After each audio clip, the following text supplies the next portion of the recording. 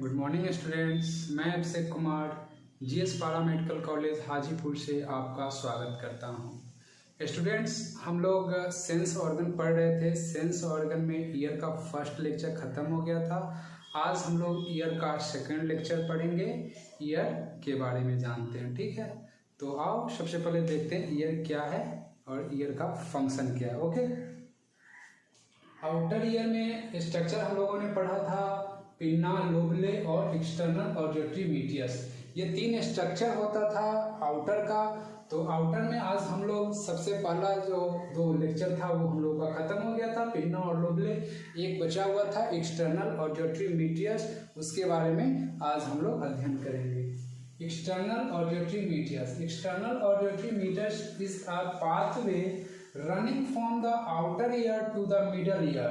The adult human ear canal extends from the pinna to the eardrum. It is about 2.5 centimeter long. Sebaceous and ceruminous glands are found. तो यहाँ पे क्या कह रहा है कि ये जो हमारा एक्सटर्नल ऑडिटरी मीडियस है वो कितना 2.5 सेंटीमीटर लॉन्ग है। इसमें दो ग्लैंड होता है, एक होता है सिरुमिनियस ग्लैंड और एक सीबेसियस ग्लैंड। वो दोनों ग्लैंड क्या चीज का सिक्रेशन करता है उसके बारे में अध्ययन करेंगे। सबसे पहले ये देखते हैं क्या है, ये पाथवे है, ठीक है। ये पाथवे है, क्या करता है, इट्स अ पाथवे है running from outer ear to the middle ear. That means ये एक ऐसा रास्ता है जो कि आउटर ईयर से मिडिल ईयर तक का रास्ता है, ठीक है। और ये वयस्क नागरिक में, वयस्क में कितना होता है, ये क्या करता है 2.5 सेंटीमीटर लॉन्ग होता है, ठीक है। ये पिन्ना से ईयर ड्रम तक का जो वे होता है, पिन्ना से लेकर ईयर ड्रम तक का जो वे होता है, रास्ता होता है, उसको एक्सटर्नल ऑडिटरी मीडियस बोलते हैं। ये देखो, जैसे कि हमारा ये पिन्ना हो गया, पिन्ना ये हेलक्स था और ये लोबले था जो कान का निचला हिस्सा था, ठीक है। फिर यहाँ से हमारा ये जो आ रहा है एक्सटर्नल ऑडिटरी मीडियस आ रहा है, ये कितना 2.5 सेंटीमीटर लॉन्ग है, ठीक है। जो कि आउटर से लेके मिडिल तक का जो पार्ट है ये ईयर ड्रम होता है, जिसको कि टिम्पैनिक मेम्ब्रेन कहा जाता है। तो वहां तक का जो वे होता है, जो एरिया होता है, वो एक्सटर्नल ऑडिटरी मीडियस का काम होता है। इसमें क्या होता है कि ये जो मीडियस, ये जो रास्ता पाथवे है, इसमें दो ग्लैंड पाई जाती है, सिरुमिनियस और सीबेसियस ग्लैंड। और ये जो लेयर जो होता है, ये जो पार्ट होता है, इसमें कुछ हेयरी पार्ट्स भी होते हैं, जैसे रोमिल त्वचा भी पाई जाती है। वो क्या काम करती है, जैसे कि हमारा इसमें दो सेबेसियस और सिरुमिनियस। सेबेसियस जो ग्लैंड है वो सीबम का सिक्रेशन करती है। सेबेसियस जो ग्लैंड है वो सीबम का सिक्रेशन करती है। दैट मीन्स चिपचिपा बनाती है। जैसे किसी भी हमारा जो कुछ भी है उसको क्या करती है, चिपचिपा बनाती है। हमारा जो भी है, ये जो कान का जो एक्सटर्नल ऑडिटरी मीडियस है उसको चिपचिपा बनाती है, रूखा सूखा नहीं होने देती है, ठीक है। फिर ये आता है सिरुमिनियस ग्लैंड। सिरुमिनियस जो ग्लैंड है वो सिरुमिन का सिक्रेशन करती है। सिरुमिन जो है वो कान का, सिरुमिनियस जो होता है वो कान का एक पदार्थ है जो कि मोमिल होता है। दैट मीन मोमिल त्वचा, जो कि मोमिल पदार्थ है, जो कि क्या कलर क्या होता है, येलो कलर का होता है, ठीक है। कान का जो वैक्स होता है, जैसे हम लोग कान में जो गंदगी जब भी कुछ भी करते हैं तो ये क्या पीला कलर का निकलता है। दैट मीन्स वो सिरुमिनियस ग्लैंड के द्वारा सेरुमिन का सिक्रेशन होता है, वही होता है। तो ऐसा होता है। ये क्यों होता है, जैसे कि हमारा कान है, ठीक है, ये हमारा सेंस ऑर्गन है, ठीक है। तो इससे हम लोग सुनने और बॉडी बैलेंसिंग का काम करता है। ये दो हम लोग फंक्शन जाने थे। तो अब देखते हैं कि जैसे में हमारा ये कान है, ये कान का जो पाथवे है एक्सटर्नल ऑडिटरी मीडियस, इस पाथवे में क्या होता है कि कान से कुछ भी गंदगी गई, कुछ भी जैसे वैक्स मटेरियल या फिर फॉरेन बॉडी कुछ भी अगर इसमें से जाता है तो ये क्या करता है, सिरुमिनियस और सीबम ग्लैंड है, ये सिरुमिनियस और सीबम ग्लैंड है, वो कान को जो इंटरनल मिडिल ईयर है वहां तक जाने से रोकता है। जैसे ये रोमिल त्वचा हो गई, कुछ भी गंदगी हो गई, या सिरुमिनियस या सीबम ग्लैंड क्या करता है, इसको चिपचिपा बना देता है। ये जो पाथवे है इसको चिपचिपा बना देता है ताकि जो भी गंदगी है वो यहीं पे रह जाए, आगे ना जाए। ईयर ड्रम या फिर आगे की ओर ना बढ़े। तो यही जो हमारा रोमन त्वचा होता है और सीबेशियस और सेरेब्रेनियस ग्लैंड है वो यही फंक्शन करता है कि इस कान के अंदर जो भी है इंटरनल ऑर्गन है उसमें वो जाने से रोकता है। ठीक है, तो यही है हमारा एक्सटर्नल ऑडियोटरी मीडियस, जो कि क्या करता है कि कान का जो आउटर ईयर है वो उसको मिडिल ईयर तक का जो पाथवे है उसको बोला जाता है। फिर हम लोग देखते हैं कि मिडिल ईयर के बारे में। ठीक है, मिडिल ईयर में हमारा कौन कौन सा होता है? मिडिल ईयर में हमारा जो भी स्ट्रक्चर होता है, जैसे में ये हो गया ईयर ड्रम हो गया, ये कौन सा हो गया मीडियस इनकस स्टेपिस 3 होता है। ईयर ड्रम जो होता है वो क्या होता है? मिडिल ईयर का स्ट्रक्चर है और ये ऑसिकल्स भी पाई जाती है, that means auditory ossicle, that means श्रवण अस्थियां भी जो होती है ना वो मिडिल लेयर में ही पाई जाती है, कान के मिडिल लेयर में ही श्रवण अस्थियां, जिसको कि ऑडियोटरी ऑसिकल्स बोलते हैं। हमारा ये जो है, ये जो 3 बोन जो दिख रहा है इसको हम ऑडियोटरी ऑसिकल्स बोलते हैं। ठीक है, ऑडियोटरी ऑसिकल्स दैट मीन्स श्रवण अस्थियां बोलते हैं। तो आइए हम देखते हैं ईयर ड्रम के बारे में, जिसको कि टिम्पैनिक मेम्ब्रेन भी बोला जाता है। ईयर ड्रम को क्या बोला जाता है? टिम्पैनिक मेम्ब्रेन भी बोला जाता है। ईयर ड्रम दैट मीन्स कान का पर्दा। कुछ भी होता है, ये साउंड है, जैसे उसको यहाँ पे कान का पर्दा यहाँ पे आके रुकता है या उसके बाद आगे की ओर बढ़ता है। तो हम देखते हैं टिम्पैनिक मेम्ब्रेन या ईयर ड्रम है क्या। Eardrum also called tympanic membrane that separates the external ear from middle ear. Its function is to transmit sound from the ear to the ossicles inside middle ear.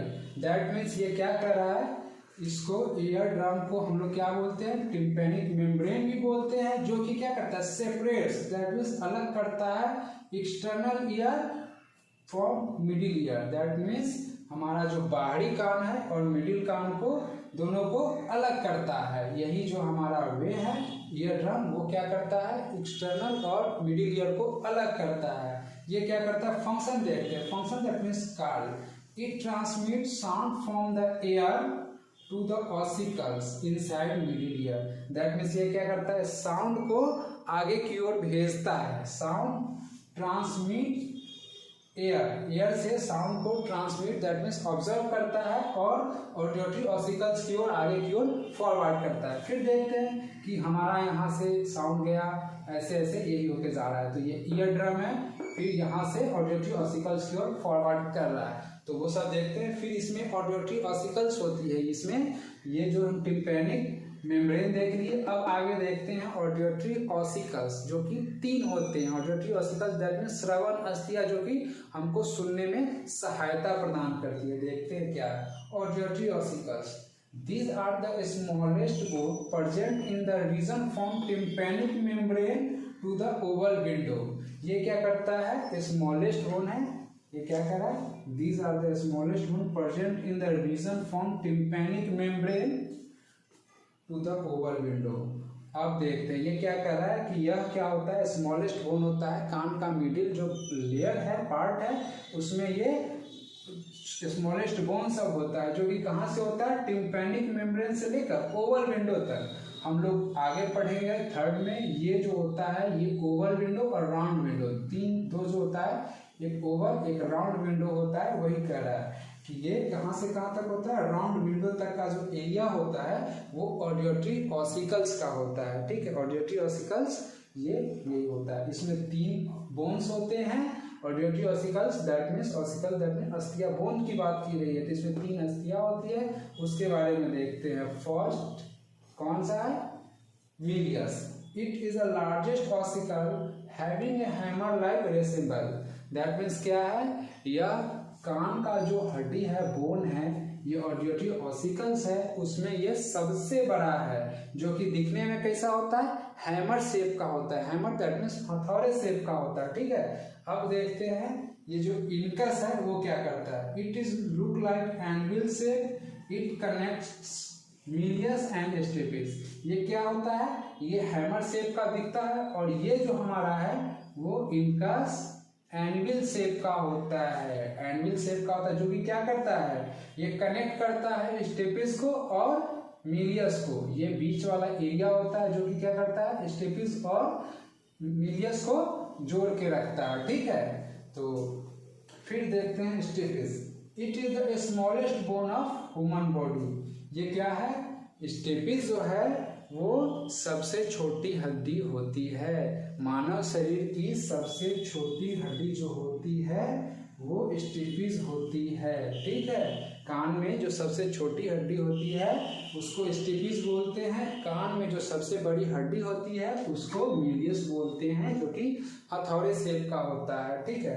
फिर यहाँ से हमारा जो होता है ना टिम्पैनिक मेम्ब्रेन है, ठीक है, वहां से एक नली आई है स्टिचियन ट्यूब। टिम्पैनिक मेम्ब्रेन के पास से एक नली आई है नीचे की ओर, लैरिंक्स के पास जाती है, ठीक है, ये वहां तक जाती है, फेरिंक्स लैरिंक्स के एरिया में जाती है, वो स्टिचियन ट्यूब जाती है। जैसे कभी क्या होता है कि हम कान में कोई भी मेडिसिन डालते हैं, मेडिसिन डालते तो वो क्या होता है कि हमको फील आता है कि मेरे गला में आ गया है, तो वो स्टिचियन ट्यूब के माध्यम से यहाँ पे आ जाता है। ये बॉडी ये क्या करता है कि हमारा जो ईयर ड्रम है ना उसको बैलेंस करता है। ये ड्रम है जो इसको स्टिचियन ट्यूब बैलेंस करता है। बैलेंस कैसे करता है, हम एक बार फिर रिपीट करते हैं। जैसे बैलेंस कैसे करता है कि हमारा जो कान का फंक्शन है वो सुनने का है, और जो हमारा जो बॉडी बैलेंसिंग का क्रिया है वो इनर लेयर से होती है, कान के इनर लेयर से होती है। तो देखते हैं कि कान है, यहाँ से ये क्या करता है कि ऐसे ऐसे हमारा साउंड जाता है।